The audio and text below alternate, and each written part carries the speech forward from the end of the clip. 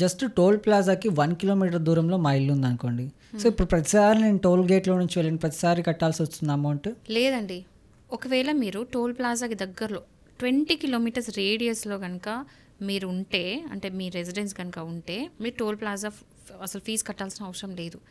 Just మీరు monthly 340 rupees కడితే సరిపోతుంది. అన్లిమిటెడ్ టైమ్స్ మీరు వెళ్ళొచ్చు, రావచ్చు, ఎన్నిసార్లు వెళ్ళొచ్చు. ఎందుకంటే ఇప్పుడు ఎక్కడి నుంచో క్రాస్ అవుతున్నారు, ఈ ఊరు నుంచి ఆ ఊరికి వెళ్ళే వాళ్ళు ఎప్పుడో ఒక్కసారి రేర్గా వెళ్తారు కాబట్టి పర్లేదు కడతాం. కానీ దగ్గరలో ఉండి పక్కకే ఉన్నప్పుడు పోయిన ప్రతిసారి వెళ్ళడం కడితే వాళ్ళ సగం డబ్బులు టోల్ ప్లాజాకే పోతాయి.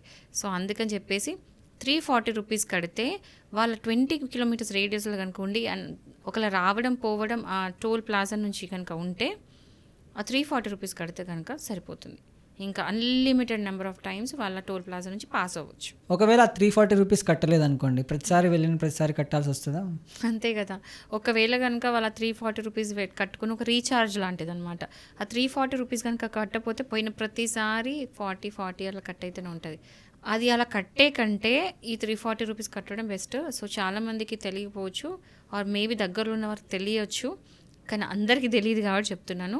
ఈ 20 కిలోమీటర్స్ లోపల ఉంటే మాత్రం ఖచ్చితంగా కట్టాల్సిన పని లేదు. Just 340 rupees is enough. But కొంతమంది ఏమంటారంటే ఇప్పుడు నేను 50 కిలోమీటర్స్ వెళ్ళినా టోల్ గేట్ ఉండదు, బట్ అక్కడ నేను 1 కిలోమీటర్కే నాకు టోల్ గేట్ వస్తుంది, ఎందుకు కట్టాలని కూడా అడుగుతారు. ఎందుకంటే ఇప్పుడు మనం ఒక ప్లేస్ నుంచి ఇంకో ప్లేస్కి మనం కనుక వెళ్తే ఇప్పుడు రేర్లు వెళ్తాం, రెగ్యులర్ బేస్లో వెళ్ళాం. అండ్ ఇంకోటి, మీరు ఆ 20 కిలోమీటర్స్ లోపల మీరు ఉండలేరు, మీరు ఎక్కడో దూరంలో ఉంటున్నారు. సో మ్యాండేటరీ మీరు ఎప్పుడో రేర్కి వెళ్తారు కాబట్టి కట్టాల్సిందే కదా, కట్టాలి.